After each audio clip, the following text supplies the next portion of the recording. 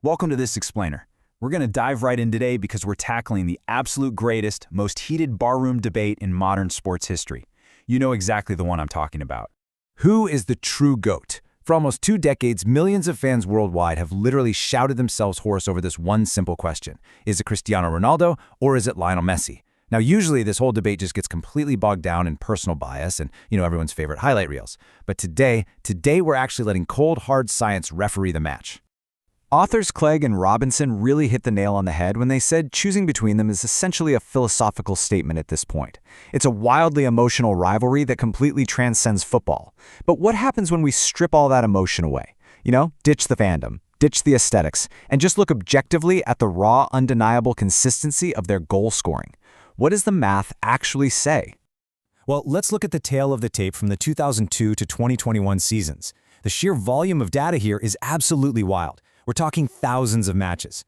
Over that time, Messi averages 0.80 goals per match, and Ronaldo sits just a hair behind at 0.72. But as we're going to see, basic averages really don't tell the whole scientific story of consistency. Since averages can easily be skewed by a few crazy games, we need to go a lot deeper. Section 1. The science of scoring. Let's move beyond those simple averages. So, how did researchers actually measure their exact reliability on the pitch? They used a highly complex mathematical approach called survival analysis and competing failure modes, or CFM for short. Now, this is a method usually reserved for medical research or hardcore engineering, stuff like calculating exactly how long a machine part will last before breaking. But here, they framed a goal not just as a point on a scoreboard. Instead, it's an event that ends a specific waiting period. Think of it this way. Every minute without a goal is a minute survived by the defense, right up until the forward forces a failure mode, which in this case is a goal. And this brilliantly illustrates the distribution of their goals, literally minute by minute across a full 120-minute match. The blue lines here represent Ronaldo, and the red represent Messi. It shows us exactly when that agonizing wait time for a goal usually ends.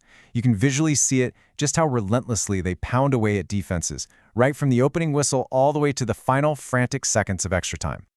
Section 2. Breaking down the numbers. Let's look at timing and match phases. The timing of these goals really tells us a lot about how these players handle the intense pressure of the clock.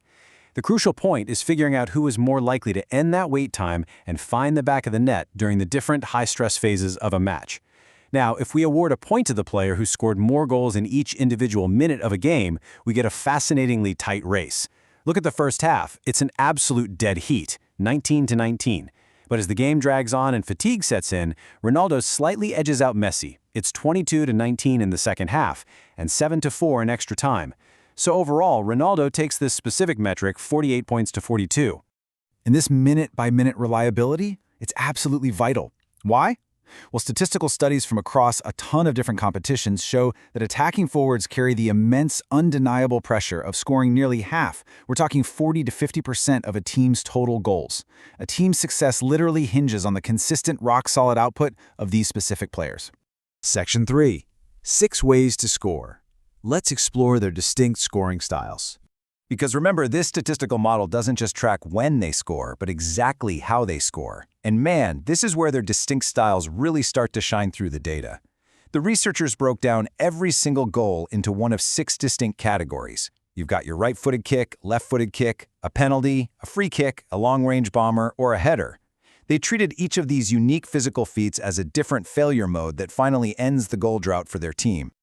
Now, what's incredibly interesting here is Messi's extreme specialization.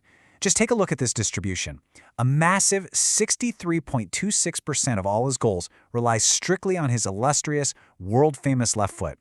All of his brilliant playmaking, his vision, those lightning-fast direction changes, they almost all culminate in that one lethal left strike. But contrast that directly with Ronaldo's goal distribution. His scoring methods are way more evenly distributed across the board. While his right foot does lead at 38.5%, just look at the spread. He has huge chunks coming from his left foot, from penalty shots, and of course, his legendary aerial ability. It perfectly maps to his reputation as a highly versatile, physical force on the field. And speaking of that aerial ability, there is absolutely no room for debate regarding dominance in the air here. Ronaldo utilized his height, his quickness, and that insane agility to net an unbelievable 136 headers over the analyzed period. Meanwhile, Messi, obviously working with a very different physical stature and playing style, recorded 28. But, physical differences aside, both of these guys share an incredibly elite level of mental toughness. And this is perfectly illustrated by their penalty kick records. Think about it. Executing a high-pressure penalty kick requires just massive self-confidence. Ronaldo notched 137 goals from the spot, which is over 17% of his total. Messi secured 99 goals, making up over 13% of his. And then, in this totally surprising twist of statistical harmony, we find this number, 7%. Despite their wildly different physical playing styles, their different roles on the pitch, the different leagues they've played in, both players scored exactly 7% of their total career goals from direct free kicks. It's just such a striking similarity right in the middle of all their differences. Section 4. The final scientific verdict. Let's get to the conclusion. Okay, so we have all this data. We've got the minutes, the methods, the sheer volume of it all. When we run the whole shebang through that complex CFM mathematical referee, who is objectively more consistent? Well, this is the climactic reveal. Look closely at this curve. The blue line is Ronaldo's combined reliability across all scoring methods. The red line is Messi's. And as you can clearly see, their reliability curves overlap almost perfectly across all 120 minutes of playtime. Even the dashed lines for their confidence intervals are practically intertwined. So, what does that overlapping graph actually mean in plain English? The math referee has officially spoken. Over their incredible 17-plus-year careers, analyzing thousands of games and all those different scoring methods, there is absolutely no statistically significant difference in their overall goal-scoring reliability. Honestly, they're statistical equals. To quote the researchers directly, Ronaldo and Messi had the same level of consistency in scoring goals for more than 17 years. Science ultimately confirms what we probably should have known all along. We haven't been watching a clear winner and a runner-up. We've been watching two perfectly matched, once-in-a-lifetime phenomenons operating at the exact same level of sustained greatness. So, I'm going to leave you with this final thought to take away from this explainer today. Does this undeniable scientific proof settle the greatest debate in sports for you? Or is football so inherently emotional that your personal fandom is just always going to win out over the math? Let that marinate for a bit. Thanks so much for joining me as we unpack the science behind the legends, and definitely keep exploring all the fascinating data hiding behind the beautiful game.